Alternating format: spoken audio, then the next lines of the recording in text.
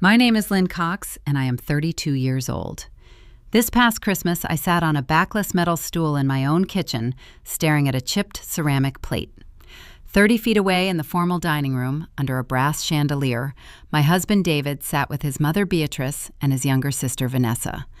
They were carving a prime rib roast on a 10-foot mahogany table.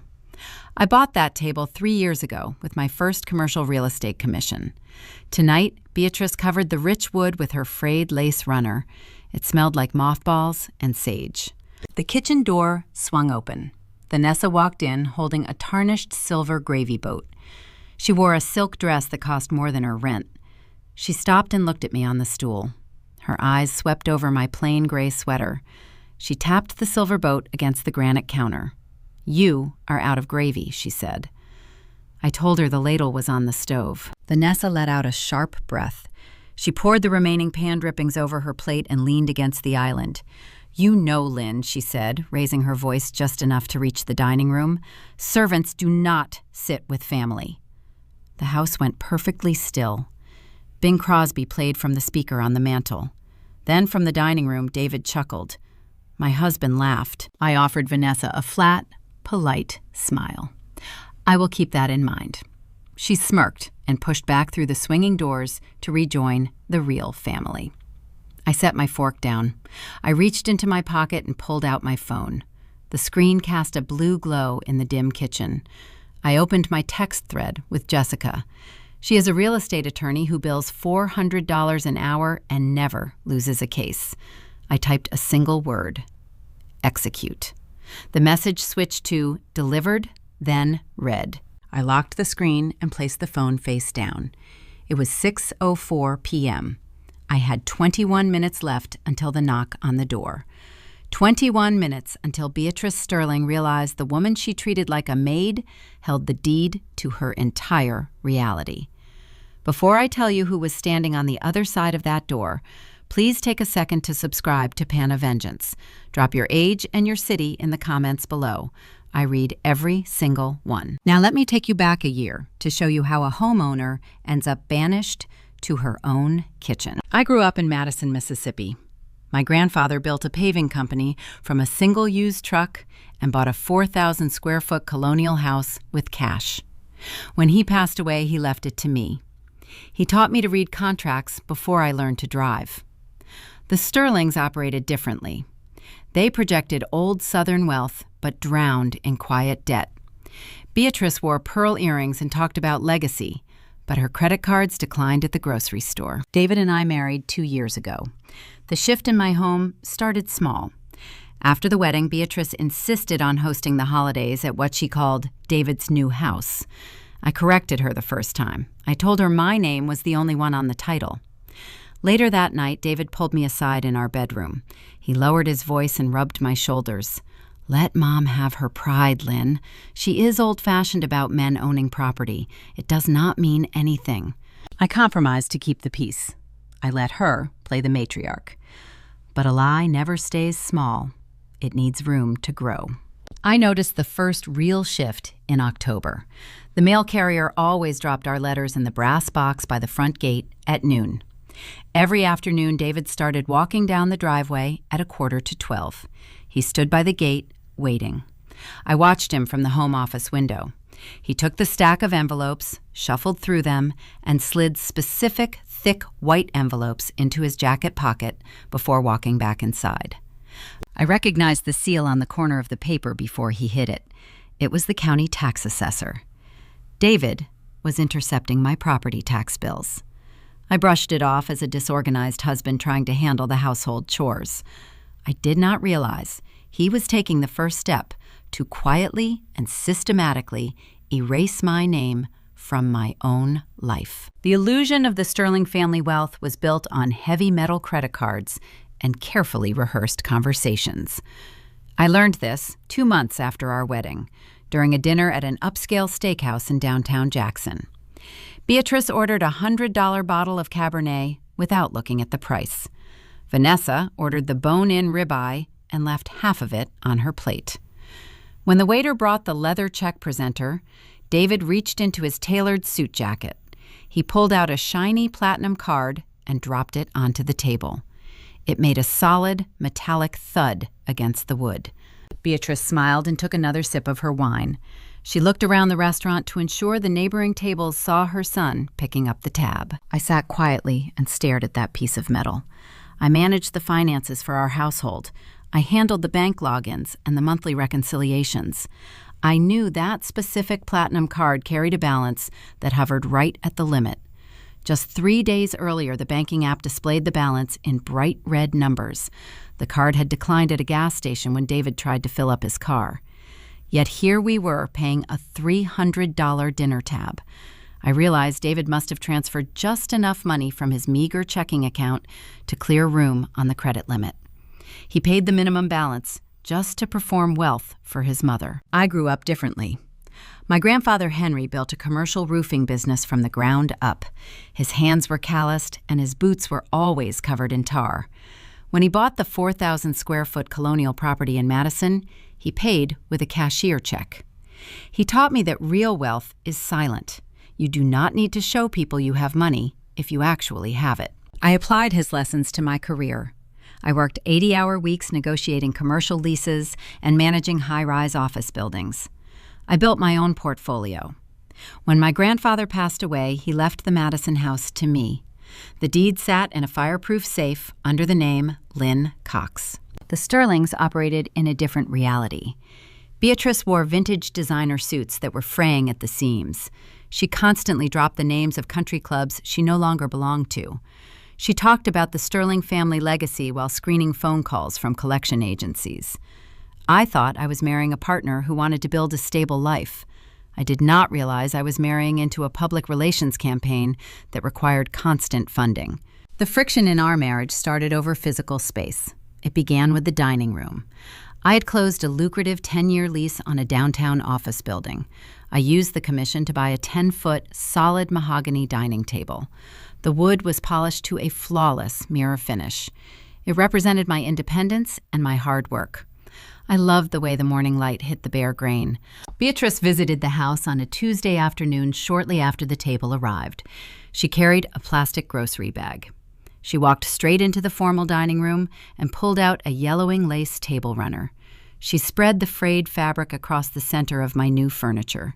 Then she reached into her purse and pulled out a heavy ceramic vase. She slammed the vase down onto the lace. The rough, unglazed bottom of the ceramic dragged across the mahogany. I heard the sharp scrape of the clear coat tearing. I stepped forward and asked her to please be careful with the finish. Beatrice waved her hand dismissively. "We must protect the wood, Lynn. We need to keep David's new house looking presentable for when we host the holidays."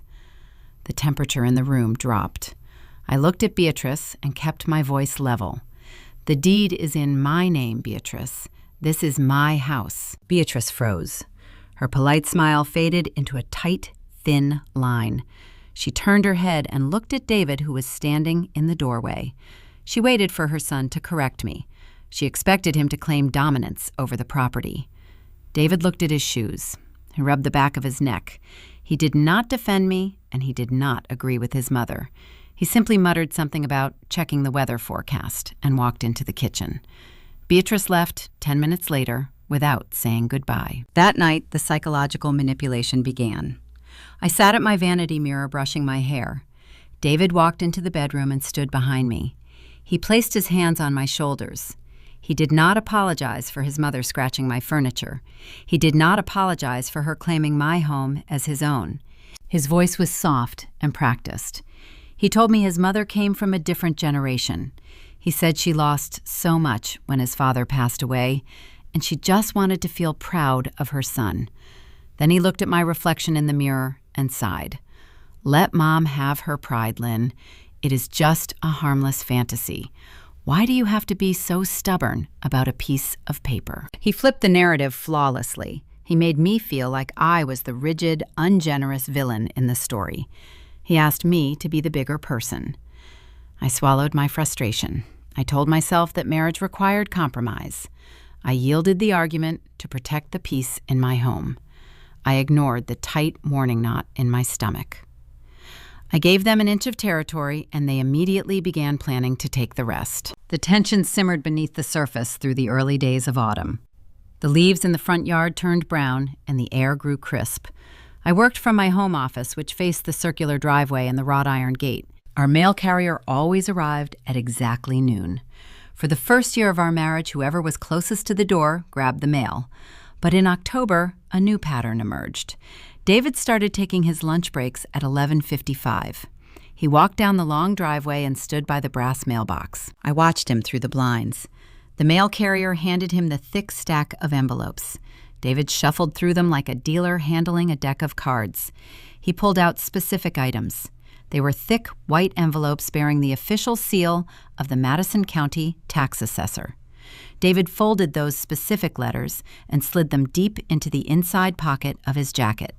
Then he walked back to the house and tossed the junk mail and magazines onto the kitchen counter for me to find. I questioned him about it on a Thursday evening. I stood by the stove, stirring a pot of soup. I asked him if the annual property tax assessment had arrived yet because I needed to update my budgeting spreadsheet. David leaned against the refrigerator. He did not blink. He did not stutter. He lied to my face with terrifying ease. He said the county was running a few weeks behind this year due to a software upgrade. I nodded and turned back to the stove. I believed him, because wives are conditioned to believe their husbands. But my training in commercial real estate kept whispering in the back of my mind, the county assessor does not run late. I brushed off the missing mail as a disorganized mistake. I assumed he threw the envelopes away by accident and did not want to admit it. I failed to recognize that he was testing the perimeter of my awareness. The boundary had been breached. The stage was perfectly set for the holidays. Thanksgiving was approaching. Beatrice had already announced she would be preparing the menu. She declared she would bring her own dishes to host the family dinner at her son's beautiful estate. I prepared myself for a long evening of passive-aggressive remarks. I thought the worst thing that could happen was a ruined meal. I had no idea they had already designed a blueprint to exile me from my own life. The third Thursday in November arrived with a bitter white frost covering the front lawn. I woke up at 5 a.m. to prepare the Thanksgiving meal. I spent 7 hours roasting a 20-pound turkey, baking fresh cornbread stuffing, and simmering cranberry sauce from scratch. The house smelled of melted butter and roasted sage. I wanted the first holiday in our home to be perfect. I wanted to prove I could be a gracious host while balancing a demanding career. I was naive enough to think a perfect meal could bridge the gap between my world and the Sterlings. The doorbell rang precisely at noon. Beatrice did not arrive like a guest. She entered the house like a commanding general surveying conquered territory. She walked through the heavy oak front doors, carrying 3 large cardboard boxes filled with tissue paper. Vanessa followed close behind her, holding a wooden crate of crystal wine glasses. Aunt Helen, Uncle Arthur, and Cousin Richard trailed behind them. Together with David, that made exactly 6 Sterlings. I walked into the formal dining room carrying a stack of my own white porcelain plates. Beatrice stepped directly into my path. She offered a tight, thin smile that did not reach her eyes. The Sterling family always eats on the heirloom china for the holidays, she said. She opened her cardboard boxes and began unpacking delicate plates painted with faded gold trim. I stood by the doorway holding my plain white dishes. I watched her place the gold-rimmed plates onto her frayed lace runner. I counted them silently in my head. 1, 2, 3, 4, 5, 6. She set exactly 6 places at a table built to seat 10. Beatrice reached into her final box and pulled out a sprawling floral arrangement. It was a dense, heavy structure of dark red roses, thick pine branches, and tall white taper candles. She did not place it in the center of the mahogany wood. Instead, she slid the heavy vase down toward the far end of the table. She positioned it directly in front of the 7th chair. My chair. The arrangement was so tall and wide, it created a physical wall. If someone sat on the opposite side, they would not even see the empty space behind the flowers. It was a calculated visual erasure. She was building a barricade to hide my absence before dinner even started. The turkey finished resting on the counter. I carried the heavy silver platter into the dining room and placed it on the carved wooden trivet. The The 6 Sterlings immediately took their seats. They unfolded their crisp linen napkins. They admired the glittering crystal and the gold plates. I stood at the end of the table and reached for the top rail of my chair hidden behind the floral wall. Beatrice reached out and gently touched my wrist. Her fingers were ice cold. Her voice dripped with fake Southern sweetness. "Lynn, dear," she said, "the dinner rolls are still warming, and the gravy needs constant stirring so it does not break. Would you mind keeping an eye on the oven for us? We would hate for your hard work to burn." I froze with my hand gripping the wood of the chair. I looked across the long table at David. He sat at the head of the table, holding a silver carving knife. He felt my gaze. He put the knife down and walked over to my end of the room. He stood between his mother and me. He reached down and squeezed my hand. His palm felt sweaty and nervous. "Just for 10 minutes, babe," he whispered. "Just until the rolls are done and the first course is served. We will make room for you right after." I let go of his hand. I turned around and walked back through the swinging doors into the kitchen. The hinges squealed slightly and then settled into a heavy silence. I stood alone on the cold tile floor. I checked the oven. The dinner rolls were already perfectly brown. The gravy was simmering on low heat. Nothing needed supervision. They just needed me out of the room. I waited for 10 minutes. I paced the length of the granite island. I listened to the sounds drifting through the walls. I heard the clinking of silver forks against bone china. I heard Uncle Arthur tell a joke about a golf tournament. I heard the collective laughter of a family enjoying a feast in a house they did not own. 15 minutes passed, then 30. The sounds of chewing and chatting continued. No one came to fetch me. David did not push through the swinging doors to bring me a plate of the food I cooked. He did not pull up a chair to make room for his wife. Hunger gnawed at my empty stomach. I took a plain white saucer from the upper cabinet. I spooned a small dollop of leftover stuffing onto the dish. The bread was already turning cold and stiff. I stood leaning over the stainless steel sink and ate my Thanksgiving dinner in the shadows. The porcelain edge of the sink felt freezing against my fingertips. I stared at the dripping faucet and realized the profound depth of my physical isolation. I was the host, the chef, and the homeowner, yet I was eating scraps over a drain like a stray dog. To pass the time, I started washing the dirty prep pans. I scrubbed the roasting rack and dried the mixing bowls. I played the role they assigned to me perfectly. An hour later, the main course ended. The plates rattled as Vanessa stacked them on a serving tray. I cut the pecan pie into slices and arranged them on a silver platter.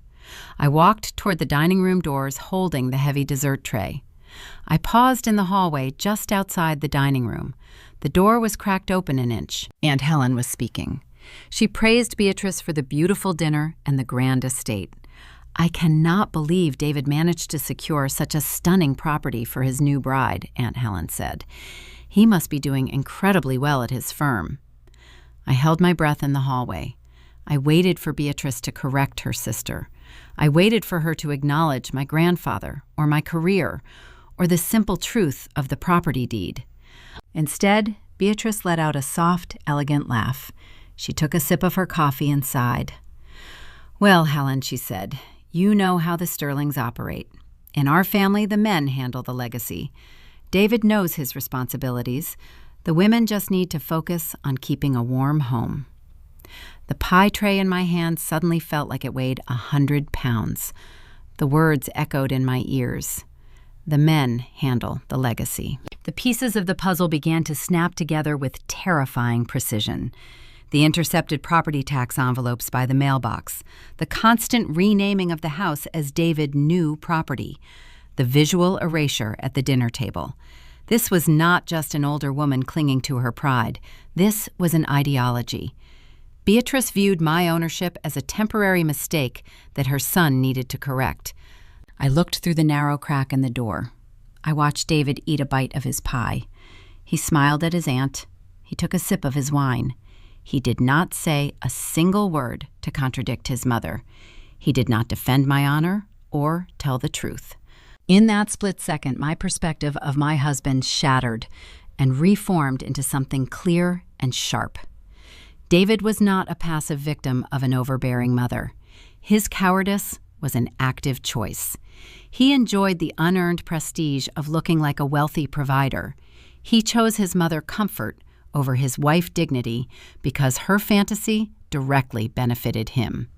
He wanted to be the lord of the manor without paying the mortgage. The layer of conflict in my marriage mutated right there in the hallway. We were no longer dealing with simple domestic friction. We were no longer dealing with annoying in-laws who overstayed their welcome. This was deliberate emotional displacement. They were training me to accept a lesser role in my own environment. They wanted me in the kitchen. They wanted me silent. They wanted me out of the way so they could rewrite reality. I backed away from the door. I set the pie tray down on the hall console table. I did not cry. Anger is a hot emotion that burns out quickly. What I felt standing in that shadowed hallway was cold and endless. It was the calculated patience of a property manager preparing for an eviction. I made a silent vow to myself. I would never be caught off guard by these people again. I would watch every shadow and scrutinize every whisper. I thought I had secured my perimeter and learned their game, but the war was about to escalate far beyond holiday dinners and table settings. Just 2 weeks later, Vanessa lost her luxury apartment and brought her designer luggage directly to my front porch. The December rain arrived in freezing gray sheets on the first Tuesday of the month. I was pouring my morning coffee when the doorbell chimed. I pulled my robe tight and opened the heavy front door to find Vanessa standing on the porch. 3 matching leather suitcases rested beside her designer suede boots. She held a damp silk scarf over her head to protect her blowout. She did not look like a woman who had just received an eviction notice. She looked like a wealthy tourist waiting for a bellhop to collect her bags. Vanessa sighed and pushed past me into the foyer without wiping her boots. She complained that her landlord was an unreasonable tyrant who refused to understand her temporary cash flow problem. In reality, her rent was 3 months past due. David rushed down the staircase 2 steps at a time. He embraced his sister and played the role of the protective older brother. He grabbed the heavy leather bags and dragged them across the polished hardwood floors. He told her she could stay in the guest wing until she found a suitable new apartment. He never turned around to ask for my input. He volunteered my square footage as if he held the deed in his own pocket. Within 48 hours, the guest wing transformed into hostile territory. The sharp scent of Vanessa and her expensive floral perfume permeated the hallway. She did not buy groceries. She did not wash her dishes. She treated the colonial home like a luxury resort where I was the invisible staff. Her sense of entitlement peaked on her 4th morning in the house. I was preparing to leave for a zoning board meeting. I walked into the kitchen and found 2 wrinkled silk blouses draped over the granite island. A blue dry cleaning receipt sat on top of the fabric. A yellow sticky note was pressed onto the paper. It read, "Lynn, be a doll and grab these before 5. I stared at her handwriting. A hot spike of irritation flared in my chest, but my professional discipline quickly smothered it. I did not march down the hall to confront her. I simply peeled the sticky note off the receipt, crumpled it into a tight ball, and threw it in the trash. I left the silk blouses exactly where she placed them. They sat there for 3 days until she finally realized the maid service she imagined did not exist. The silent war of attrition had officially begun. While Vanessa claimed the physical space, a much more dangerous threat developed in the background. On the first Friday of every month, I sit down at the dining table to reconcile our household finances. I opened my laptop and pulled up my master spreadsheet. I logged into our joint checking account to review the monthly outflow. The screen illuminated my face in the dark room. A steep, sudden drop in the balance caught my eye. A single withdrawal of $15,000 had been processed on a Tuesday afternoon. I leaned closer to the monitor. The transaction was listed as a direct wire transfer. It did not go to a familiar utility company or a standard credit card provider. It went to a generic-sounding corporate entity I had never seen before. $15,000 was not a rounding error. It was a staggering sum of money to vanish without a conversation. I waited for David to come home from his office. He walked through the front door just after 7, throwing his keys into the brass bowl by the entryway. He strolled into the kitchen and poured himself a glass of bourbon. I stood by the island and folded my arms. I asked him directly where the $15,000 went. David stopped pouring. The ice cubes clinked sharply against the crystal glass. He stood with his back to me for 3 long seconds before turning around. He took a sip of his drink. He did not meet my gaze. He stared down at the grout lines between the kitchen floor tiles. He cleared his throat. "It was just a bad stock market play, Lynn. I got a tip on a biotech firm and went in heavy on margin. The stock tanked, and I had to cover the call immediately to avoid penalties." His voice lacked its usual smooth confidence. His grip on the bourbon glass was white-knuckled. He was a terrible liar. I manage commercial property portfolios for a living. I read financial disclosures every single day. You do not cover a brokerage margin call by wiring cash directly from a retail checking account to an untraceable LLC. I did not press the issue that night. Pushing a liar only makes them build better defenses. I nodded slowly and told him he needed to consult me before making any future trades. He exhaled a long breath of relief, thinking he had successfully navigated the interrogation. Over the next few days, I noticed David acting paranoid about his home office. He started locking the door when he went to the gym. He hovered near the desk whenever I walked into the room to grab a pen. Around the same time, I noticed small amounts of cash missing from the petty drawer in the kitchen. $50 here and a $20 there. My mind connected the wrong dots. We employed a weekly cleaning lady named Rosa. She had access to the entire house, including David's private office. I suspected Rosa might be skimming cash while dusting the shelves. I figured David locked his door because he noticed the missing money too, but was too embarrassed to bring it up after the stock market disaster. I decided to gather proof before making an accusation. On my lunch break, I drove to an electronics store on the edge of town. I purchased a tiny, discreet, motion-activated camera. It was no larger than a matchbox and connected directly to a secure application on my phone. When David left for a golf outing on Saturday morning, I unlocked his home office. The room smelled of old paper and leather. A tall mahogany bookcase stretched across the back wall. I pulled up a step stool and reached for the top shelf. I found a thick, hardcover copy of The Wealth of Nations by Adam Smith. I slid the heavy book forward just an inch, creating a small, dark shadow behind the spine. I placed the tiny camera in the gap. The lens peeked out perfectly over the top edge of the pages, offering an unobstructed view of David's heavy oak desk and the floor safe sitting in the corner. I synced the device to my phone. A crisp, high-definition feed appeared on my screen. I tested the motion sensor by waving my hand. A red recording icon blinked to life. I turned the screen off, locked the office door, and went back to my laptop. I spent the next 2 weeks diving deep into bank records, trying to trace the routing numbers from the mysterious wire transfer. I focused all my energy on finding the missing $15,000. Meanwhile, the hostility in my home grew thicker. Vanessa took over the living room entirely. She played the television at deafening volumes late into the night. She left half-empty wine glasses sweating rings into the coffee table. She commanded the space like a queen holding court. I gritted my teeth and endured her disrespect because I needed total silence to conduct my financial investigation. I completely forgot about the tiny device hidden on the top shelf of the bookcase. It sat in the dark office day after day, silently recording every shadow and every movement. I thought I set a trap to catch a maid stealing pocket change. I had no idea the lens was ticking away, waiting to capture a much deadlier thief with a key to my own front door. The clock on the oven display glowed bright green in the dark kitchen, reading 2:14 in the morning. Rain lashed against the window panes, creating a steady, rhythmic drumming sound. I sat at the granite island with my laptop screen illuminating my tired eyes.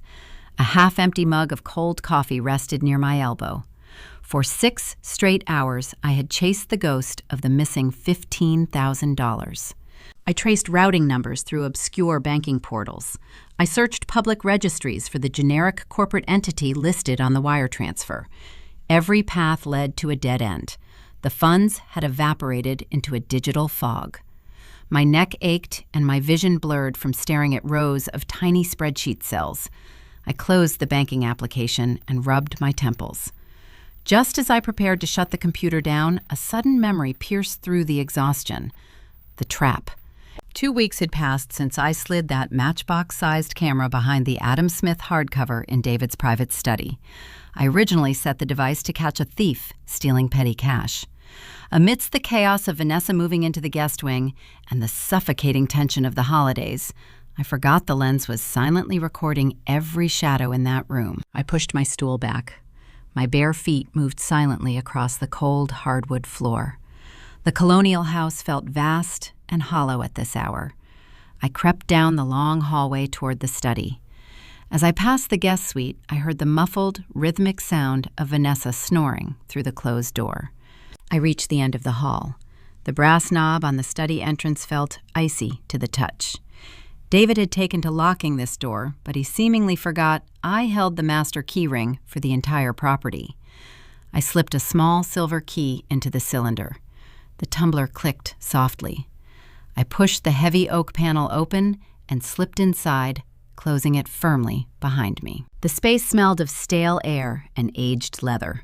Streetlights from the road outside cast long, thin shadows through the plantation blinds. I did not turn on the overhead fixture.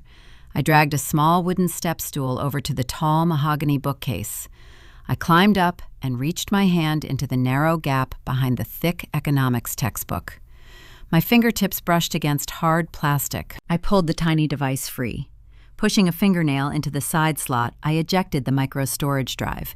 It was no larger than a fingernail. I slipped it into my pajama pocket, returned the camera to its hiding spot, and walked back to the kitchen.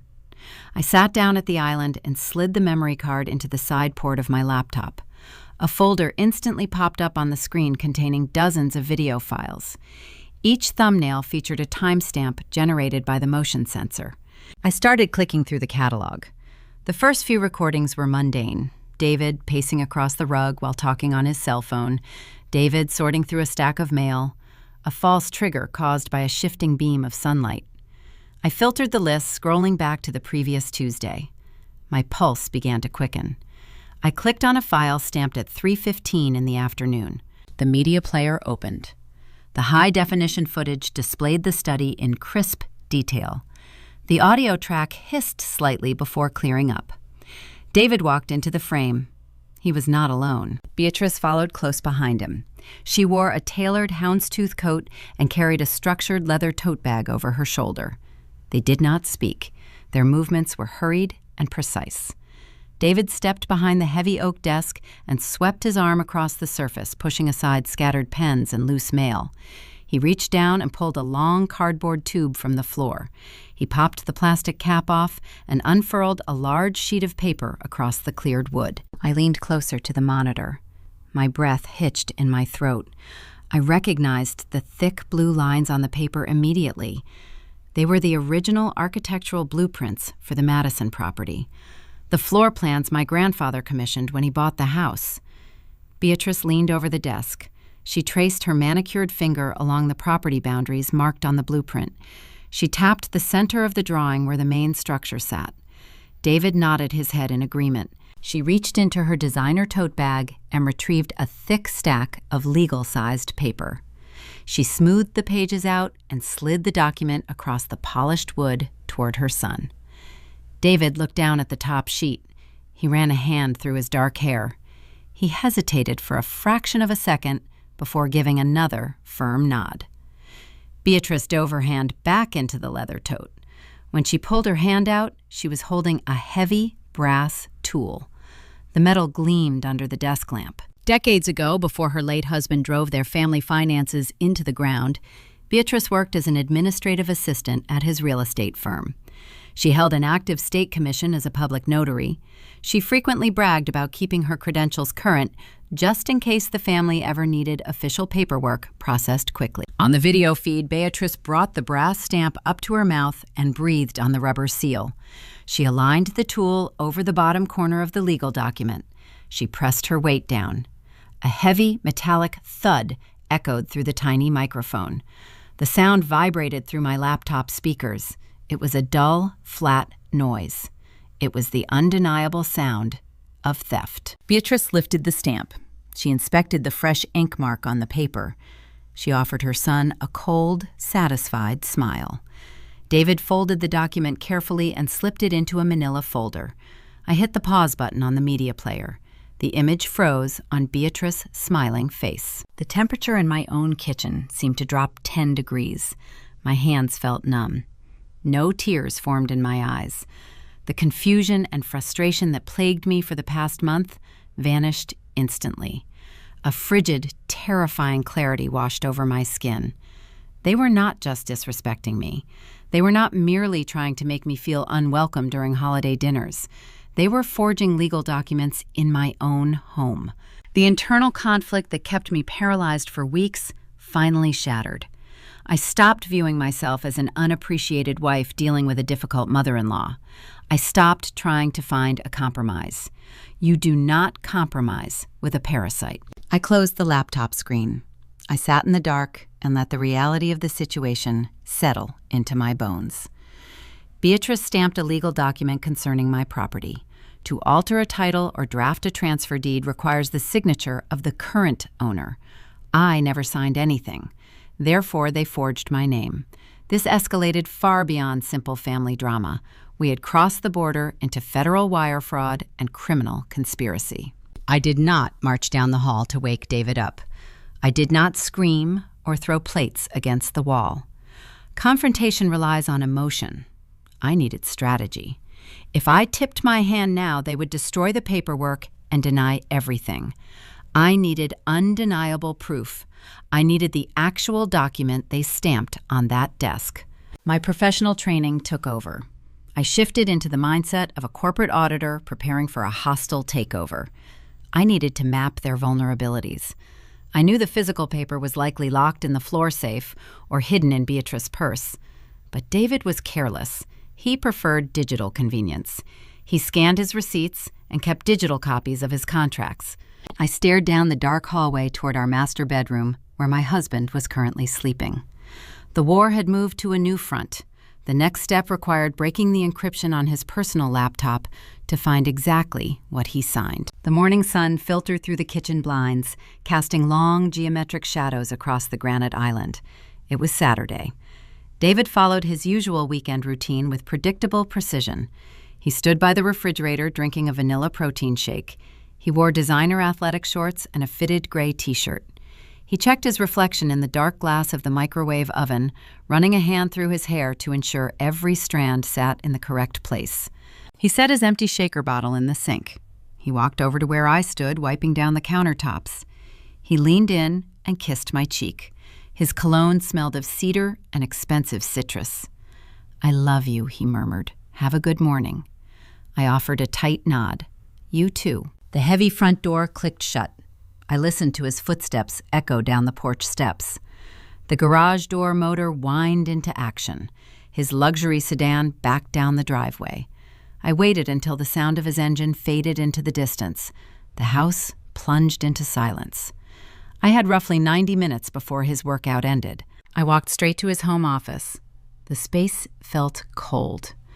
I approached the heavy oak desk and opened his leather messenger bag. His silver laptop rested inside. David rarely took the computer to the gym, but he always kept it zipped away. I pulled the device out and set it on the polished wood surface. I lifted the screen. The monitor flared to life, displaying a password prompt over a background image of the Sterling family crest. I did not know his password. For 2 years, I respected his privacy. I never snooped through his phone or checked his browser history. But the rules of engagement changed the moment I watched his mother forge my name. I reached into my pocket and retrieved my own phone. I opened the secure application linked to the hidden camera on the bookcase. I navigated to the recorded archive and found a clip from 3 days ago. It showed David sitting at this exact desk, opening this exact laptop. I turned my phone sideways and zoomed in on the high-definition feed. I watched his fingers dance across the keyboard. He typed with a distinct cadence. I tracked the movement of his index finger. Capital B, lowercase e, lowercase a. The rest followed in a rapid sequence. Beatrice, 1989. He used his mother name and his own birth year. It was a staggering display of arrogance and lack of imagination. I set my phone down. I placed my hands on the silver keyboard and typed the sequence. The login screen vanished. The desktop appeared. My professional training in commercial property management involves conducting rigorous audits. When a tenant stops paying rent and attempts to hide their assets, you learn how to hunt for digital breadcrumbs. People who commit fraud rarely delete their files.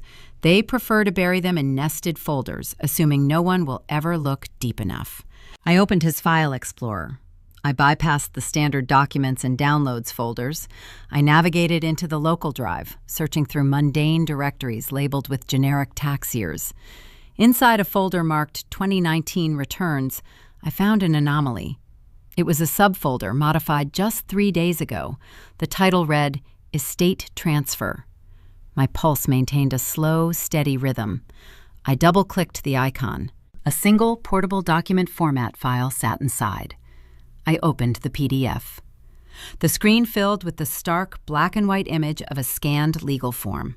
The bold text at the top of the page read, Quitclaim Deed. In the American real estate system, a quitclaim deed is a fast and simple mechanism to transfer property ownership. It requires no title search and no traditional sale. It offers no warranties. It simply states that the current owner relinquishes all rights and hands the property over to a new entity. It is the exact tool family members use to move assets quietly. I read the boilerplate legal language. The grantor was listed as Lynn Cox. The grantee was listed as the Sterling Family Trust. The consideration amount was $1 single. They drafted a legal instrument to surrender my 4,000 square foot home. They intended to transfer the title to a trust controlled entirely by Beatrice and David. I scrolled down to the execution block at the bottom of the page. My eyes locked onto the signature line. Someone had signed my name. The handwriting attempted to mimic my cursive style, but the forgery was clumsy. The loop on the letter Y was wide and careless. The capital C in my last name leaned too far to the right. It was a hollow imitation drawn by a hand that did not understand the natural flow of my signature. But the most glaring error was not the shape of the letters. It was the pigment.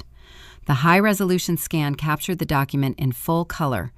The ink resting on the signature line was a bright, vibrant blue. My grandfather Henry taught me countless lessons before he passed away.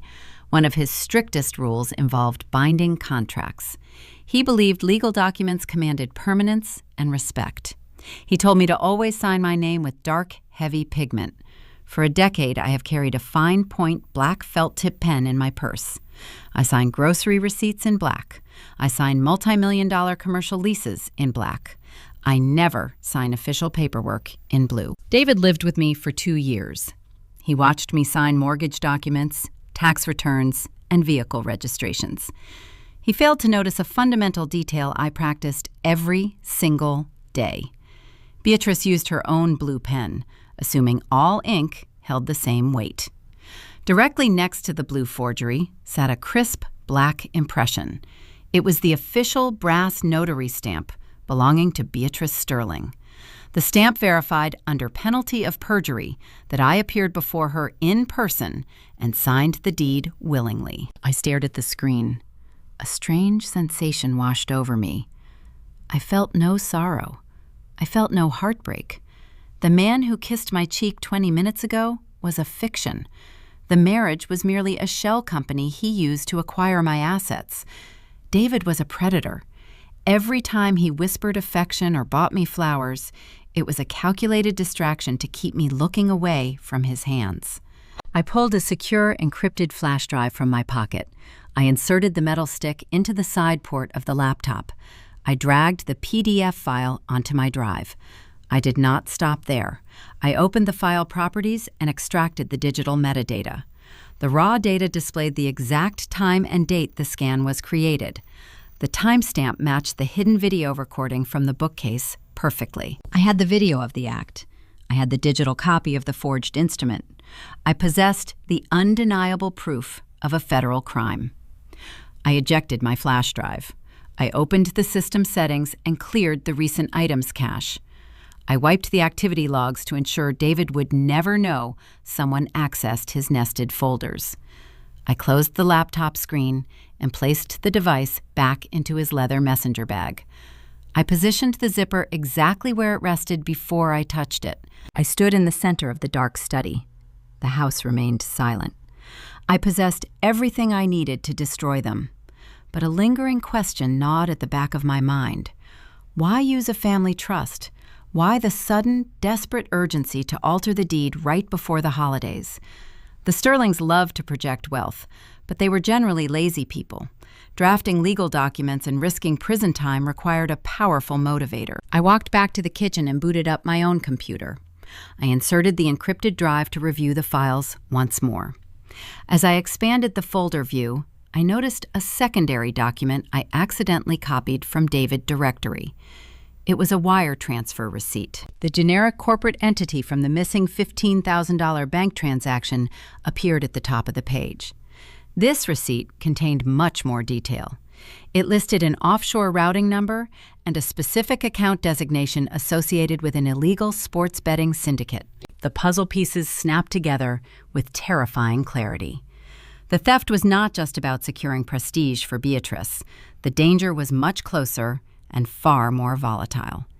David was hiding a secret that threatened to pull the entire Sterling family into the abyss. The receipt glowing on my computer screen contained only a few lines of text, but it unraveled a year of carefully constructed lies. I sat in the dim light of my kitchen and examined the offshore routing number. The document listed a generic corporate entity based in Costa Rica. My daily work in commercial real estate involves tracing shell companies to verify tenant liquidity. I know how to peel back corporate layers. I opened a new browser window and accessed an international business registry. I typed the corporate identification number from the receipt into the search bar. The results populated within seconds. The shell company served as a front for a high-stakes sports betting syndicate. The $15,000 did not vanish into a failed biotech stock. David wired the money to an illegal bookmaker. I stared at the glowing digits. 15,000 is a very specific number. In the world of unregulated lending and underground gambling, it usually represents a standard 10% penalty fee. It is the price a debtor pays just to buy 30 days of breathing room. If $15,000 was merely the interest payment, the principal balance had to be staggering. I needed to see his communications. Since I still possessed the encrypted flash drive containing the data I extracted from his laptop, I opened his email archive folder. David was careless enough to empty his digital trash bin, but he lacked the technical skill to scrub his local cache. I ran a basic recovery protocol and restored a dozen deleted text threads and email chains.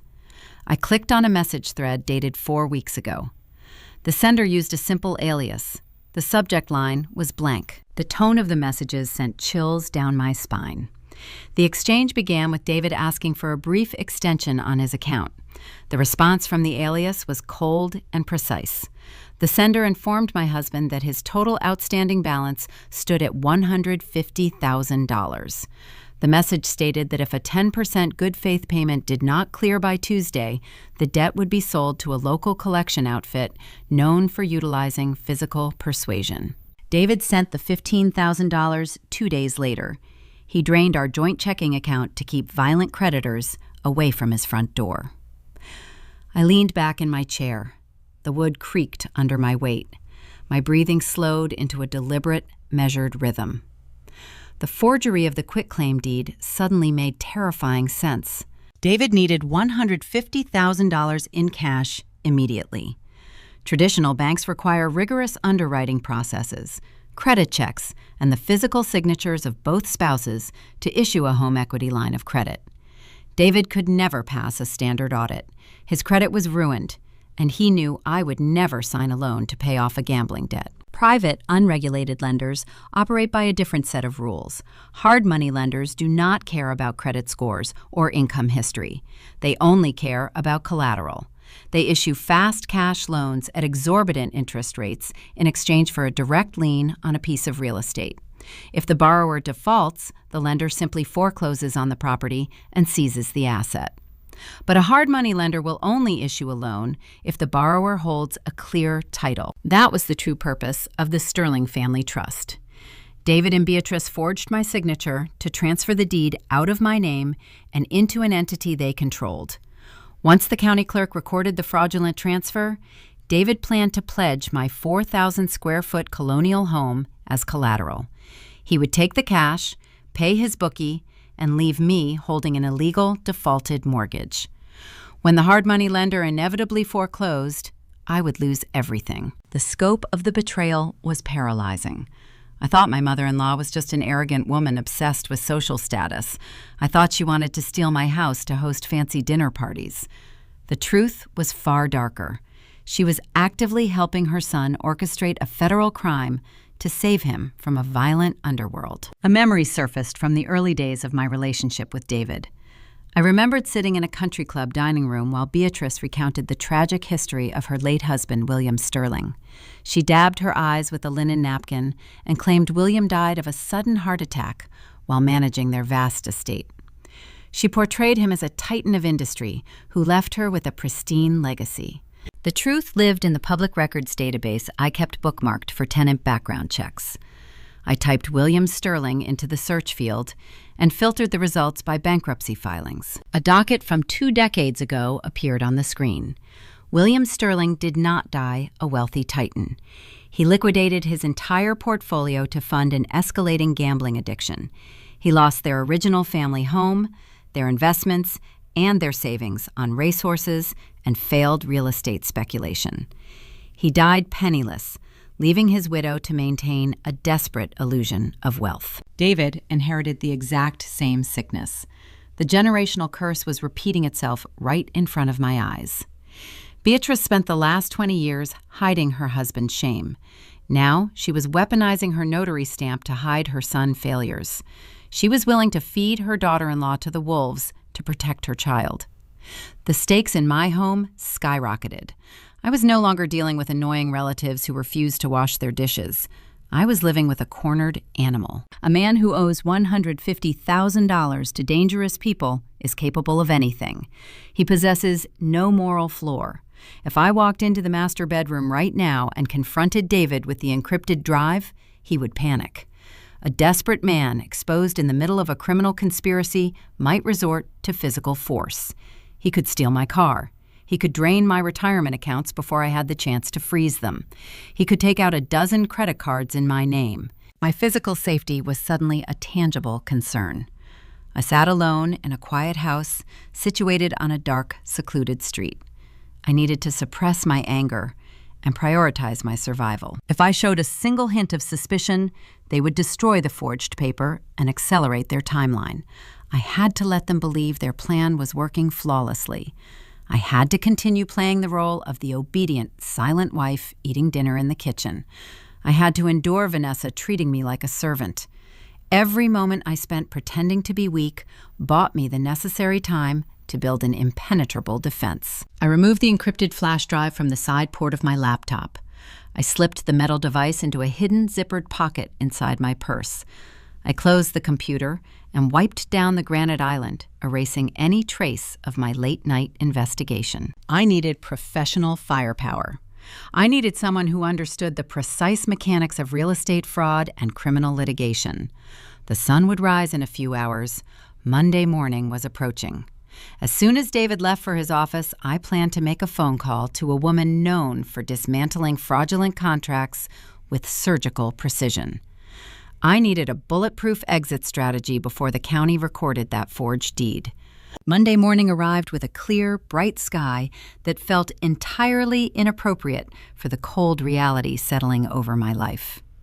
I waited by the kitchen window holding a mug of black coffee until David drove his sedan out of the neighborhood.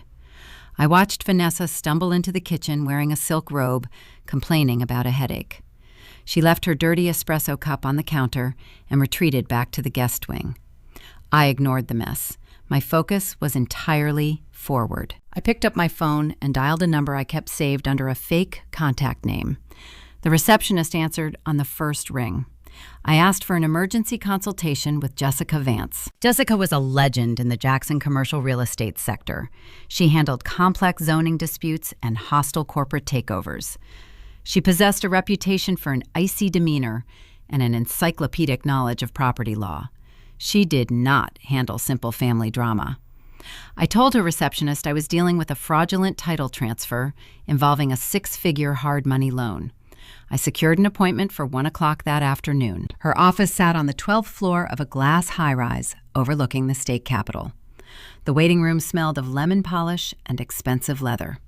A paralegal escorted me into a corner office where Jessica sat behind a massive slab of polished walnut. She wore a tailored black suit, and her dark hair was pulled back into a severe knot. She did not offer small talk. She simply pointed to a leather guest chair and waited for me to speak. I did not cry. I did not complain about a broken marriage. I placed my laptop on her desk, inserted my encrypted drive, and opened the forged quitclaim deed. I explained the offshore gambling debt, the missing $15,000, and Beatrice utilizing her official brass notary stamp. I presented the timeline like a forensic auditor handing over a quarterly report. Jessica leaned forward. She stared at the blue ink on the scanned document. She pulled a heavy gold fountain pen from her breast pocket. She began tapping the metal barrel against her wooden desk. The rhythmic clink, clink, clink echoed in the silent room. "This is sloppy work, Lynn," she said. "The loop on the signature is amateurish. The use of a blue pen when you always sign in black is a nice forensic detail. But the brass stamp is the truly fatal error. Your mother-in-law verified your identity under penalty of perjury. That elevates this from a simple domestic dispute to a severe criminal matter."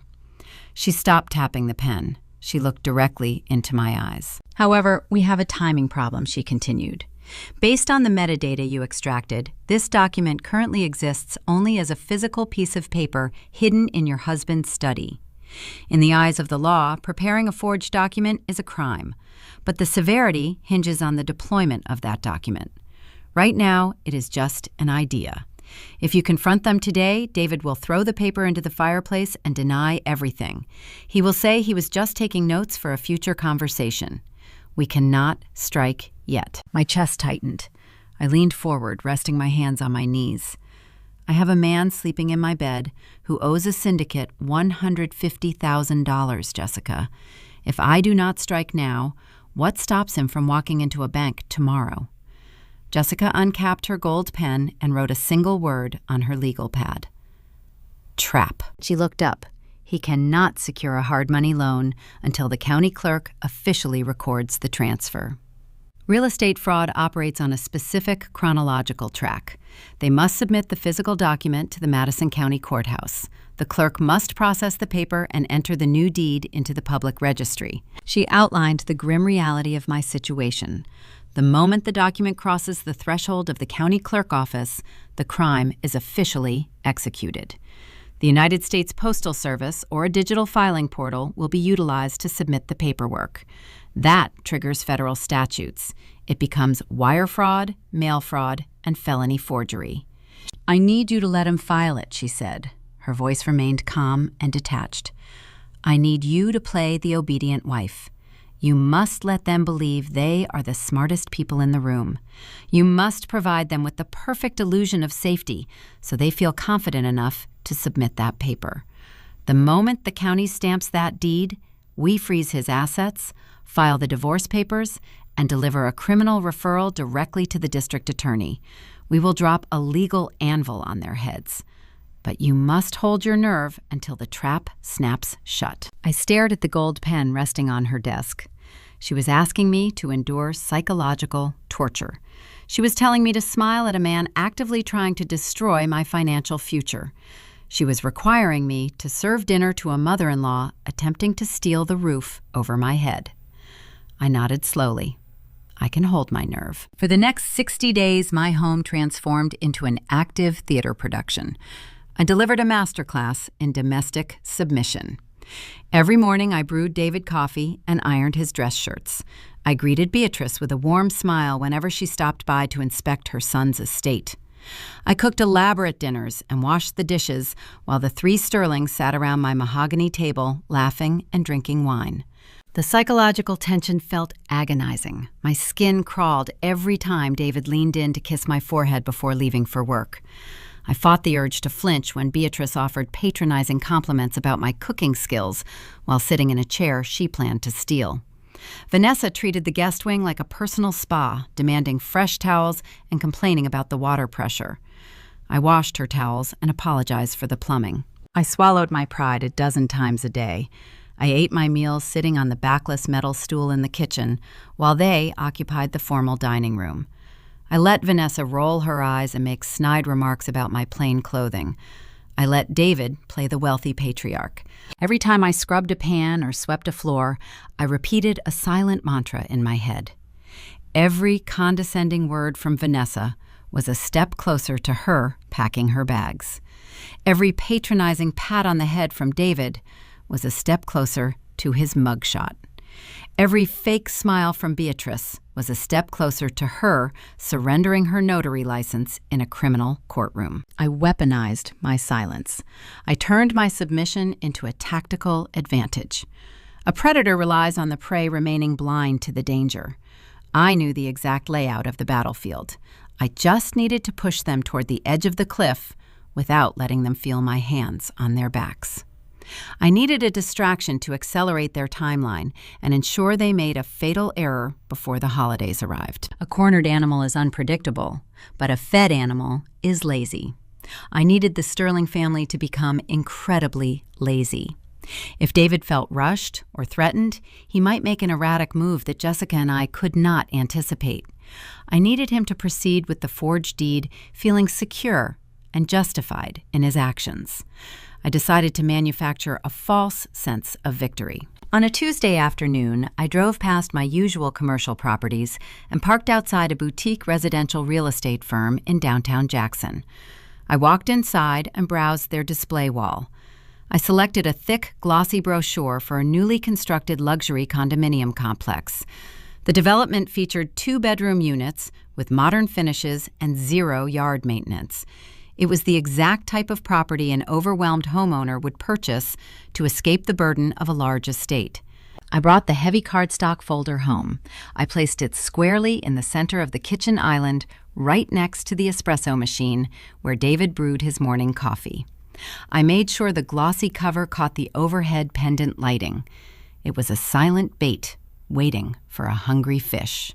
David walked into the kitchen just after 6 that evening. He loosened his silk tie and set his briefcase on the floor. He walked toward the espresso machine and stopped.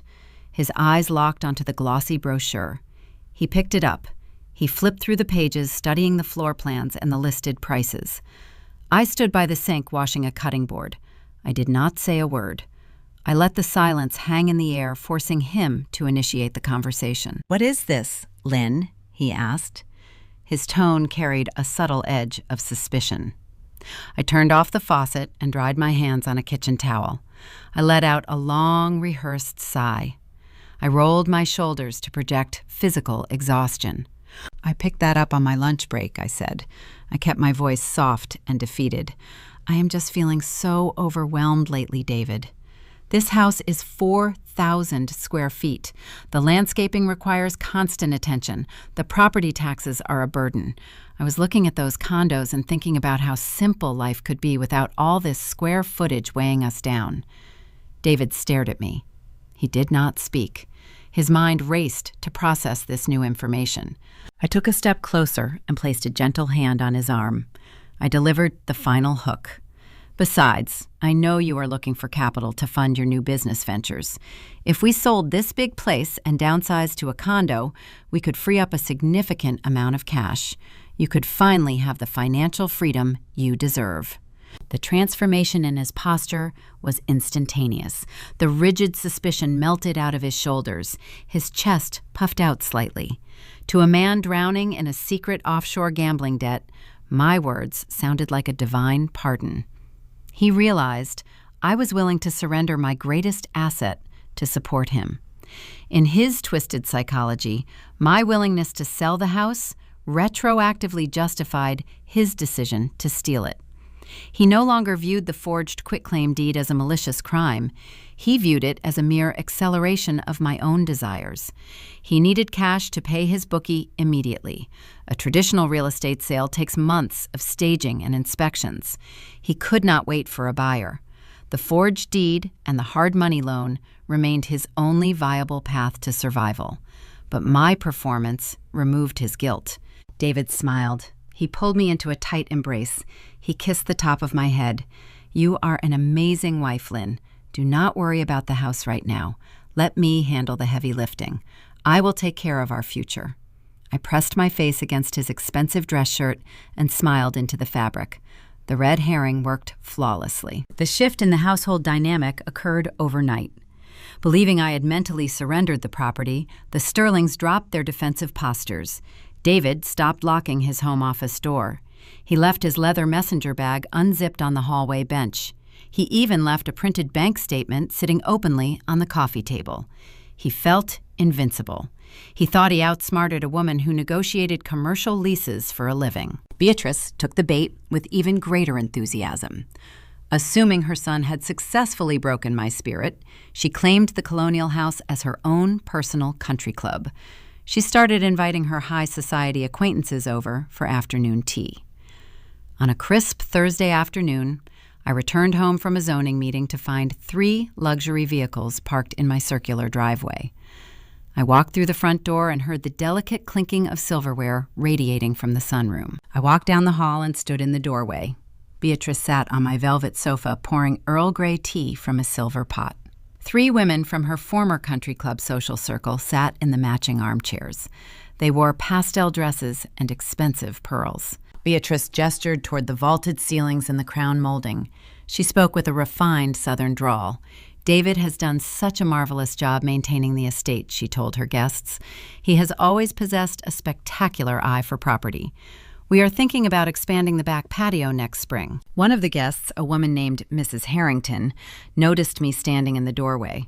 She offered a polite nod. Beatrice turned her head. She did not introduce me as her daughter-in-law or the owner of the home. She looked at me with the serene entitlement of a wealthy patron addressing the help. "Lynn," dear Beatrice said, "we are running low on lemon wedges and sugar cubes. Would you be a darling and fetch some more from the pantry?" I looked at the 4 women. I looked at the silver teapot resting on my glass table. The dramatic irony tasted sweeter than any sugar cube in the kitchen.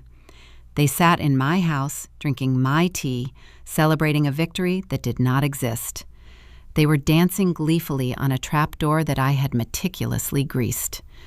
I offered Beatrice a warm, subservient smile. "Of course, Beatrice. I will bring them right out." I walked to the kitchen and sliced fresh lemons. I arranged the sugar cubes on a small porcelain saucer. I carried the tray back to the sunroom and served the women. I poured their tea and cleared their empty plates. I played the role of the silent maid without a single complaint. I found a deep, profound peace in my submission. I knew every arrogant command Beatrice issued would serve as spectacular emotional leverage when the sheriff deputies finally placed her in handcuffs. The Sterlings grew fat and happy on their perceived triumph. The house settled into a toxic rhythm. David finalized his fraudulent paperwork in the background, while his mother hosted tea parties in the foreground.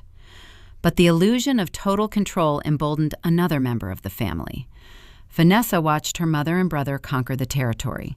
She decided she wanted a larger piece of the spoils. The guest wing no longer satisfied her appetite. She set her sights on the most private sanctuary in the home, triggering a boundary violation that would give me the perfect excuse to prepare for the final strike. The second week of December brought a bitter chill to Madison. Frost coated the window panes of the colonial house each morning, and a sharp wind rattled the dormant oak trees in the front yard. The holiday season usually wrapped neighborhoods in a sense of warmth and charity. Inside my walls, the dropping temperature mirrored the cold, calculated entitlement of the people occupying my space. I returned home on a Friday evening after a long day of negotiating commercial lease renewals. The house felt unusually quiet. The scent of heavy floral perfume drifted down the grand staircase. I took off my coat, hung it in the foyer closet, and walked upstairs to change out of my work clothes. I pushed open the heavy mahogany door to the master suite. I stopped dead in the threshold. A set of 3 brown monogrammed suitcases rested squarely on the white duvet. They were Louis Vuitton. The leather handles looked worn, but the designer logo screamed for attention. The heavy bags sat precisely on the left side of the mattress. They rested on the exact spot where I slept every night for the past 2 years. Water ran in the master bathroom. The faucet shut off. Vanessa walked out wearing a plush white bathrobe that belonged to me. She held the damp towel wrapped around her wet hair. She stopped when she saw me standing in the doorway. She did not look embarrassed or apologetic. She looked at me with the mild annoyance of a hotel guest encountering a maid in her room. "The water pressure in this shower is far superior to the guest wing," she said. She walked over to the vanity mirror and began applying my expensive facial serum to her cheeks. "And the heating vents over there are practically useless. I woke up freezing this morning." Before I could form a response, I heard footsteps ascending the stairs. David walked into the bedroom. He wore a cashmere sweater and dark denim jeans. He saw me staring at the designer luggage resting on my pillows. He rubbed the back of his neck and offered a nervous, tight-lipped smile. He stepped between Vanessa and me. He lowered his voice, adopting the gentle, persuasive tone he usually reserved for soothing nervous clients. "Lynn," he started, "I was going to call you at the office to discuss this. The guest wing is incredibly drafty right now. We think the heating zone damper is malfunctioning. Mom came over for lunch today and suggested a simple solution. She mentioned that the downstairs bedroom near the study stays very warm. She thought you would not mind if we let Vanessa take the master suite just until she gets back on her feet and finds a new apartment." I stared at his face. I studied the subtle lines around his eyes and the smooth curve of his jaw. He was asking his wife to abandon her marital bed to accommodate his unemployed sister. He used his mother as the moral authority to justify the request.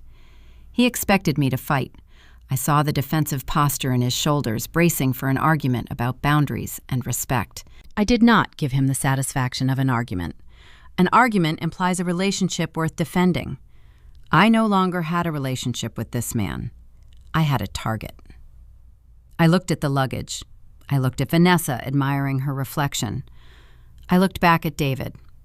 I offered a soft, agreeable smile. "Of course, David. It makes perfect sense. I will pack my things and move downstairs before dinner." David blinked. His defensive posture collapsed. He opened his mouth to deploy more excuses, but the words died in his throat. He looked bewildered by the ease of my surrender. He assumed his psychological conditioning had worked flawlessly. He believed I had accepted my role as a subservient background character in the Sterling family drama. "Thank you, Lynn," he murmured. "I appreciate you being so flexible." I turned around and walked to my walk-in closet. I pulled a large canvas duffel bag from the top shelf. I methodically packed my suits, my shoes, and my toiletries. I did not slam the drawers. I did not throw hangers across the room. I folded my garments with precision. I carried my belongings down the oak staircase in 3 silent trips. The downstairs bedroom originally served as a space for a live-in nanny when my grandfather purchased the property.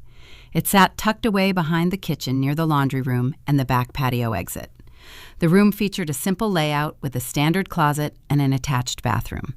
It lacked the vaulted ceilings and the panoramic windows of the master suite. It also possessed a solid core door and a heavy brass deadbolt. I carried my final box into the room and set it on the floor. I closed the door and turned the brass lock. The deadbolt clicked into place with a satisfying heavy thud. The noise of the house vanished. The distant chatter of David and Vanessa faded into a muted hum. I stood in the center of the small room and breathed. For the first time in months, I felt a profound, immense sense of relief. By banishing me to the lower level, they inadvertently handed me the greatest tactical advantage possible. I was physically separated from David. I no longer had to share a mattress with a man orchestrating a federal crime against me. I no longer had to endure his goodnight kisses or listen to his even breathing in the dark. The physical isolation finalized my mental detachment. The woman who married David Sterling died somewhere between the Thanksgiving exile and the nanny cam footage. I was no longer a wife attempting to save a failing marriage. I was an executioner waiting for the clock to strike. I walked over to the small desk in the corner of the room. I opened my canvas duffel bag and pulled out a heavy, fireproof lockbox. I unlocked the metal lid. Inside rested the items I could not afford to lose. I secured my passport, my birth certificate, and my grandfather vintage gold pocket watch. I also packed a small go bag with emergency cash and essential clothing, just in case the situation became volatile. At the bottom of the lockbox sat a pristine folder provided by my attorney, Jessica. I opened the cardboard flap. Inside rested a formal petition for dissolution of marriage. The legal text outlined a divorce under grounds of irreconcilable differences and financial fraud. I took a dark black pen from my pocket and signed my name on the designated line. The ink flowed smooth and heavy. The signature was flawless. I placed the signed documents back into the lockbox. I slid the metal container under the bed, hiding it behind a row of winter boots. I spent the next few days perfecting my routine. I slept in the downstairs room. I woke up early to brew coffee for the Sterlings. I washed the dishes while they occupied the dining room. I let Vanessa parade around the house in my bathrobe. I operated as a ghost, haunting the corridors of my own property. They felt invincible. They believed they had conquered the Madison estate without firing a single shot. Beatrice hosted another tea party. David finalized the paperwork for his illegal hard money loan. They marched forward with absolute blind confidence. The trap was fully primed. I had secured my perimeter. I had gathered the forensic evidence. I had prepared the legal strike. I sat in my locked room every evening listening to the winter wind howl against the siding. I only needed one final piece to complete the puzzle. I needed David to leave the safety of his home office and deliver the forged paper to the local government. I needed the county clerk to ring the bell. The second week of December crawled past at an agonizing pace. I maintained my quiet routine in the downstairs bedroom. I listened to the sounds of Vanessa reorganizing the master suite closets above my head. The heavy thud of her designer boots hitting the floorboards served as a constant reminder of the invasion. I managed my commercial properties during the day. I negotiated high-rise lease extensions, while my own home remained under hostile occupation. I compartmentalized my rage, hiding it behind a flawless mask of domestic submission. I knew David was under extreme pressure. The illegal sports betting syndicate would not wait forever. The offshore bookmaker had demanded a principal payment. David needed cash.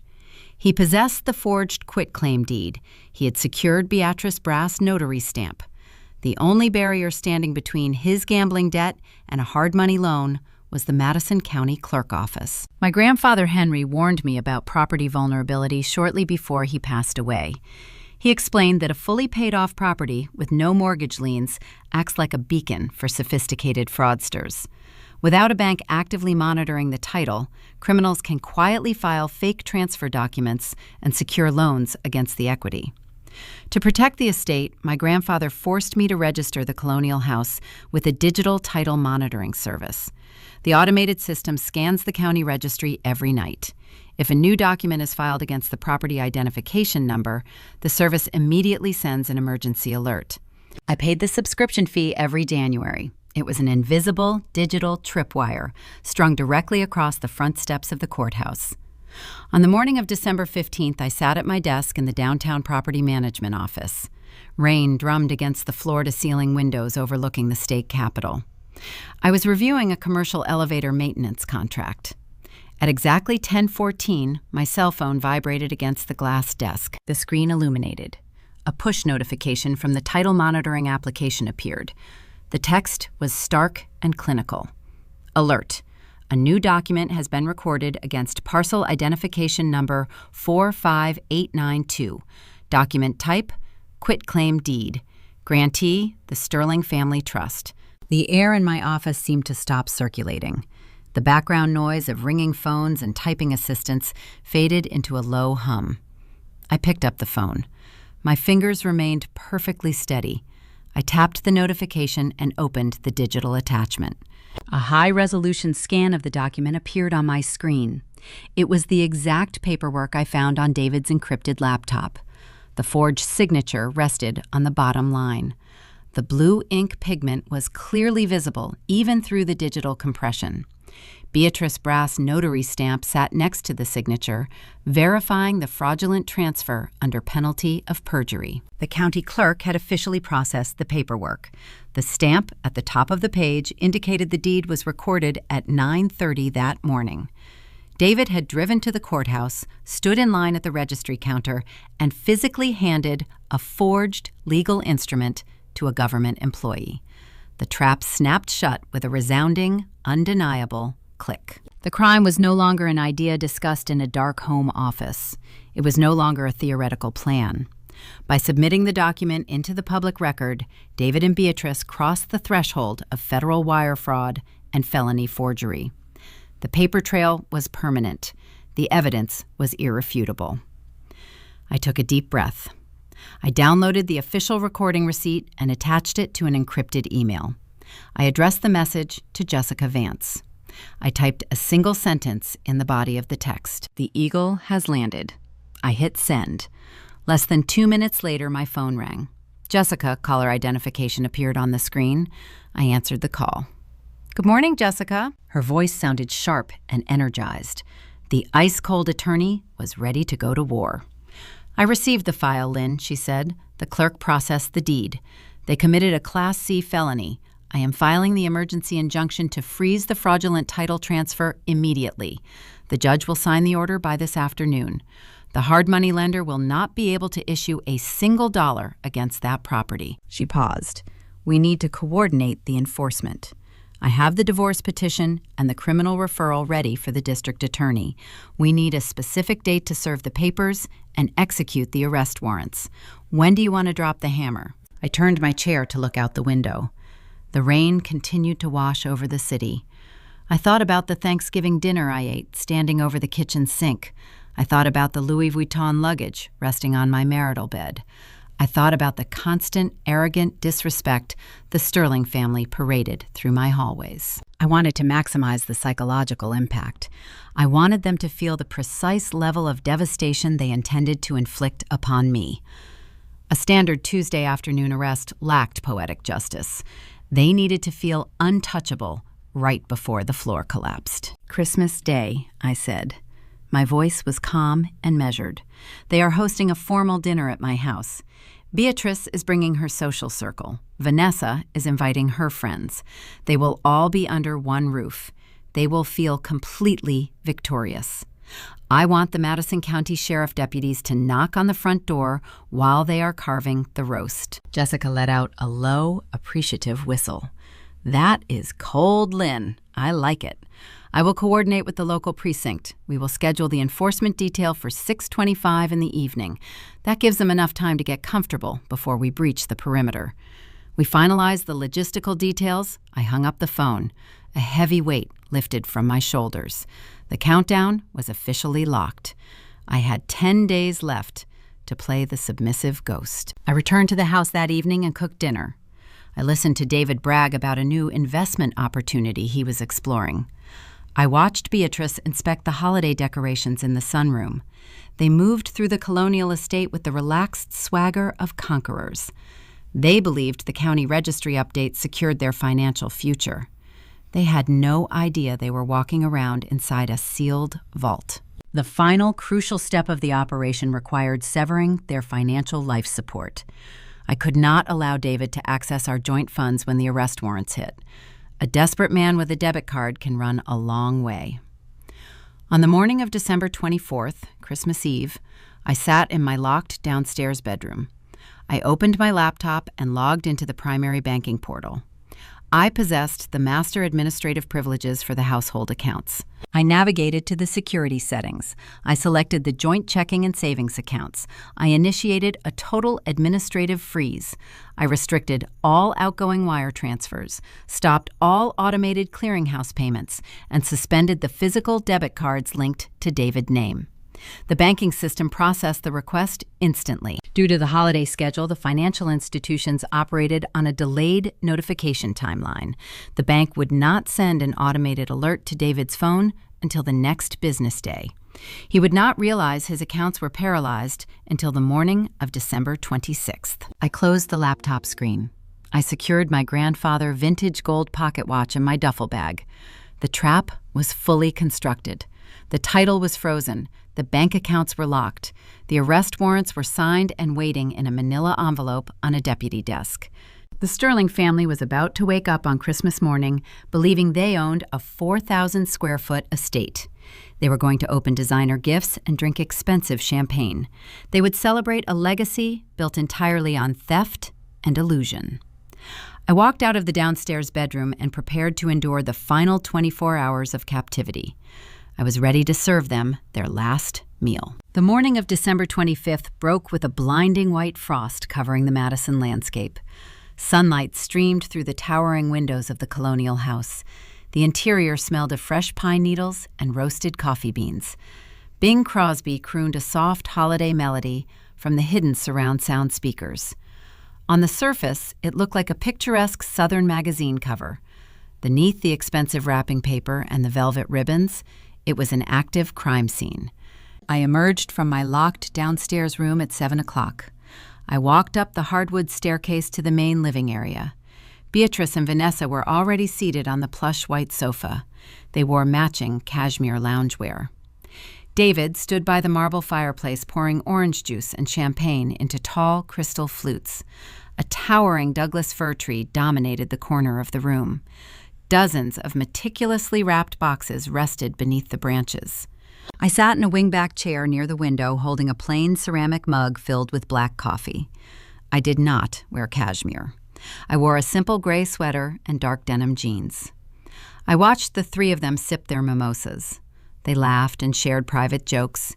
They possessed the relaxed, careless posture of lottery winners who had just claimed their prize. Beatrice initiated the gift exchange. She reached under the tree and pulled out a sleek rectangular box covered in matte black paper. She handed the package to David. He tore away the wrapping and opened a polished mahogany display case. A vintage luxury watch rested on a velvet cushion. The silver dial caught the morning light. David smiled and fastened the heavy metal band around his wrist. Beatrice leaned back against the sofa cushions. She took a delicate sip of her drink. She looked at her son with immense pride. "That timepiece belonged to your grandfather," she said. Her voice carried a deliberate theatrical weight. "I saved it for the day you finally secured our family legacy, David. You have proven yourself to be a true protector of this estate. You deserve to wear it." Her words dripped with dramatic irony. She believed the fraudulent quitclaim deed was safely buried in the county registry. She thought the transfer of my property into their fake trust was a permanent victory. She felt secure enough to openly celebrate the theft right in front of my face. I took a sip of my dark coffee. The bitter liquid warmed my throat. I looked at the vintage watch resting on his wrist. I knew the truth. David was not a protector. He was a cornered debtor. Furthermore, he had no legacy to protect. Less than 24 hours ago, I used my administrative banking privileges to lock every single financial artery tied to his name. David turned his attention to his younger sister. He picked up a large box wrapped in glittering silver foil and handed it to Vanessa. She ripped the paper apart with the eager, frantic energy of a child. She opened the cardboard lid and pulled out a structured leather handbag. The prominent gold logo of a famous European designer gleamed against the dark leather. Vanessa shrieked. She jumped off the sofa and hugged her brother tightly. She paraded around the living room holding the purse against her cashmere outfit. That bag retailed for a minimum of $2,000. I watched her admire the stitching. I knew exactly which debit card David utilized to make that purchase 2 days prior. I also knew that if David drove to a local gas station right now and attempted to buy a pack of gum, his transaction would fail. The banking network was currently processing end-of-month automated clearinghouse requests. Across the city, digital inquiries were hitting his accounts. Luxury car lease payments, country club membership dues, streaming subscriptions. Every single request was bouncing off a brick wall. The financial institutions were generating insufficient funds notices at this very moment. The Sterlings were broke. The holiday delay kept them blissfully ignorant of their own financial ruin. David turned toward me. He walked over to the tree and retrieved a tall, awkwardly shaped box covered in cheap, thin red paper. He carried it across the room and presented it to me with a wide, beaming grin. I set my coffee mug on the side table. I peeled back the red paper. Inside the box sat a plastic, upright vacuum cleaner. It was a generic discount model sold at local hardware stores for $50. The bright yellow plastic casing looked garish and flimsy. David stood over me with his hands resting on his hips. I noticed the carpets upstairs were looking a little dull lately, he said. His voice echoed with patronizing authority. I figured this would help you keep our beautiful estate looking pristine, Lynn. From the sofa, Vanessa snickered behind her crystal flute. Beatrice offered a tight, condescending smile. They watched my face closely. They expected my shoulders to drop. They wanted me to exhibit disappointment and humiliation. Giving a working professional woman a cheap cleaning appliance on Christmas morning is a calculated insult. It was designed to reinforce my designated rank within the household hierarchy. I did not frown. I did not throw the plastic box across the room. I felt a surge of pure, cold adrenaline. I offered David a bright, genuine smile. I ran my hand over the cheap yellow handle. I looked directly into his dark eyes. "Thank you, David," I said. My tone remained perfectly pleasant and agreeable. "This will be great for cleaning up messes." The double meaning sailed directly over his head. He puffed his chest out, feeling satisfied with his dominant performance. He turned around to pour himself another glass of champagne. I pushed the vacuum box aside and returned to my black coffee. The hours ticked by. The afternoon stretched into a surreal waiting game. The tension in the air felt heavy enough to slice with a knife. The Sterlings occupied the living room, watching holiday parades on the television and listening to jazz music. They treated my property like a conquered kingdom. I observed them like a scientist studying specimens in a laboratory. Every insult they threw in my direction acted as fuel. Every careless laugh confirmed they felt zero remorse for forging my name. They did not view me as a human being. They viewed me as an obstacle they had successfully bypassed. As the winter sun dipped below the tree line, the sky turned a bruised shade of purple. The automated landscape lights illuminated the circular driveway. The focus of the household shifted toward the evening feast. Beatrice initiated her familiar ritual. She walked into the formal dining room carrying her frayed, yellowing lace runner. She spread the fabric over my polished mahogany table. She unpacked her faded gold-rimmed china plates. She arranged the heavy silver forks and the crystal wine glasses. She set exactly 3 places: 1 chair for herself, 1 chair for David, 1 chair for Vanessa. The kitchen smelled of roasted garlic and rosemary. I pulled the heavy prime rib from the oven and set it on the granite island to rest. The savory aroma filled the entire lower level. David pushed through the swinging kitchen doors. He adjusted the collar of his tailored shirt. He cleared his throat, adopting a solemn, serious expression. "Lynn," he started, "Mom wants to have an intimate family discussion tonight. We need to go over the new trust structure and discuss the future of the estate. It involves some private Sterling family business." He paused, expecting me to argue. When I remained silent, he continued, "I am going to need you to give us some privacy during dinner. Why do you not just grab a plate and eat at the island tonight?"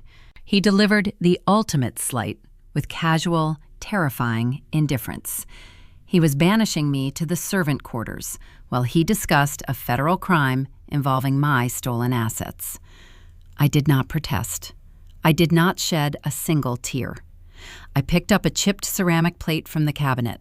I carved a thin slice of the roasted meat. I walked over to the backless metal stool near the pantry. I sat down. David nodded approvingly. He turned around and walked back through the swinging doors.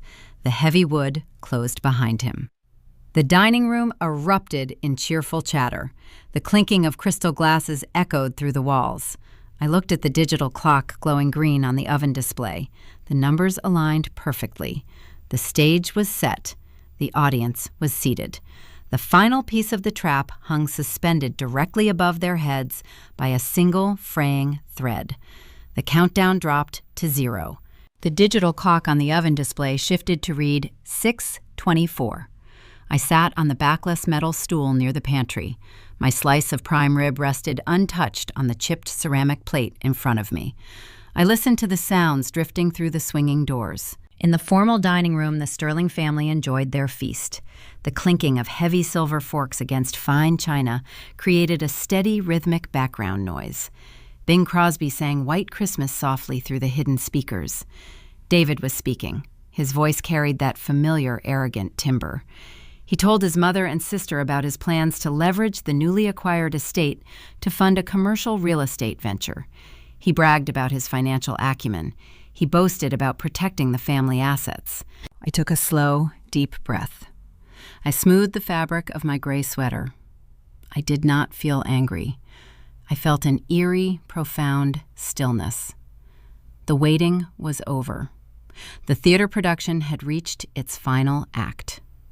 At exactly 6:25, the front door shuddered. 3 heavy, sharp knocks echoed through the house. The sound was not the polite tap of a neighbor dropping off a holiday fruitcake. It was the forceful, demanding strike of authority. The heavy thuds cut through the walls and stopped the Bing Crosby melody dead in its tracks. The music seemed to shrink away, leaving a sudden, ringing silence in its wake. The cheerful chatter in the dining room ceased instantly. A chair scraped harshly against the hardwood floor. I heard Beatrice huff in annoyance.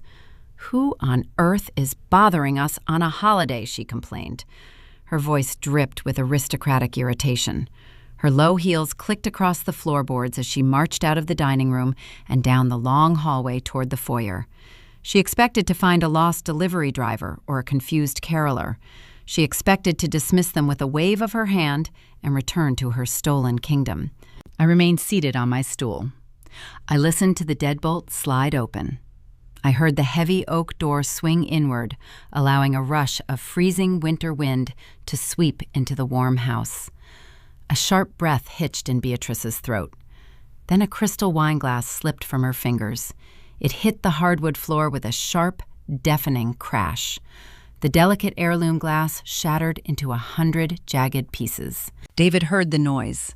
He pushed his own chair back from the mahogany table. "Mom," he called out. His tone held a hint of confusion. Heavy footsteps followed as he rushed out of the dining room. Vanessa hurried closely behind him. The dining room was empty. My exile was over. I stood up from the metal stool. I picked up a white cotton dish towel from the counter. I wiped my hands methodically, dragging the rough fabric across my palms. I walked toward the swinging kitchen doors and pushed them open. I stepped out of the shadows and walked down the hallway toward the front entrance. The scene unfolding in the foyer looked like a painting frozen in time. Beatrice stood paralyzed near the open doorway. A pool of dark red wine spread across the polished oak floorboards, seeping into the expensive wool runner. She stared out into the freezing night air. Her mouth hung slightly open, but no sound emerged. 2 Madison County Sheriff deputies filled the threshold. They wore thick, dark winter uniform jackets. Heavy black duty belts lined with radios and tactical equipment rested on their hips. They stood with their feet shoulder-width apart, projecting an immovable, stoic presence.